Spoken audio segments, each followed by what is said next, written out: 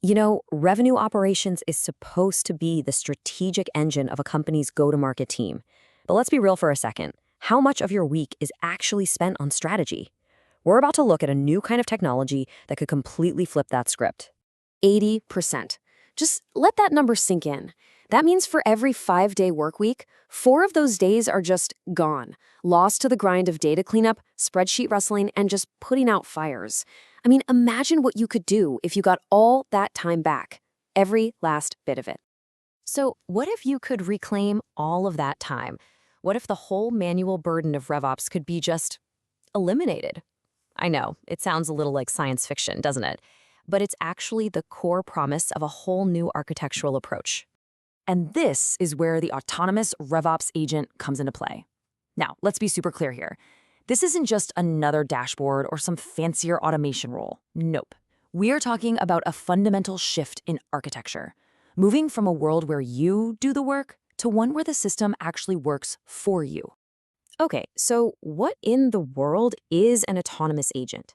Well, it's a system that's built on something called a neuro-symbolic architecture. And here's the key difference. It doesn't just show you data in a report. It can actually reason about what that data means, and then, this is the magic part, take action on its own, executing really complex multi-step tasks right inside your systems. All right, I get it. That might sound a little abstract, so let's make it super concrete. We're going to walk through 6 core responsibilities that every RevOps team deals with and see exactly how an agent completely transforms them. Let's dive in.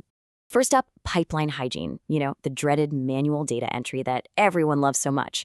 So instead of a sales rep having to type everything in, the agent just acts like an autonomous data steward. You could literally ask it to find healthcare companies that just raised a Series B, and poof, it goes out, finds them, enriches all their contact info, creates the leads in Salesforce, and even gives them an intent score. And the outcome? You get a 100% clean CRM with 0 manual work. Seriously. Next on the list, forecasting. This is something that can take managers days of fighting with spreadsheets. Well, the agent does it in minutes. You ask for a forecast, and it writes and runs a Python script on the fly. And this example right here is incredible. A $2.1 million forecast with 92% confidence. And it even flags the specific deals that are at risk and need attention. That's a huge shift from just reactive reporting to actual proactive intelligence.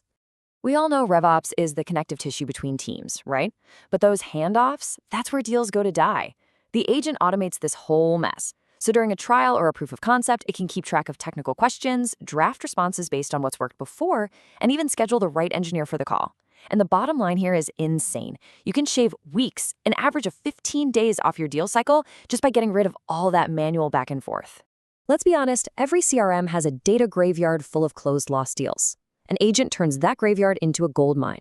It actively monitors those dead deals for new buying signals. Say a prospect company hires a new CTO.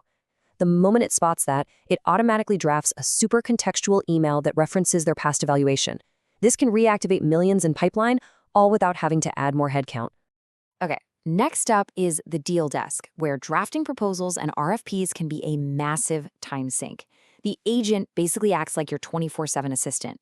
It pulls data from call notes, from the CRM, and instantly drafts a tailored proposal. It makes sure the pricing is right, and it automatically includes the correct compliance sections like SOC 2 or HIPAA. What used to take days now literally takes minutes. And finally, let's talk retention and expansion. The agent can connect directly to your product's usage data, so it can see when a customer is about to hit their seat limit or when new departments start using the product. It then flags this as a huge expansion opportunity and can even draft an entire executive business review presentation for the customer success manager. This isn't just retention, it's proactive churn-proofing. So when you step back and look at all 6 of these examples together, you start to see that it's not just about doing the same things faster.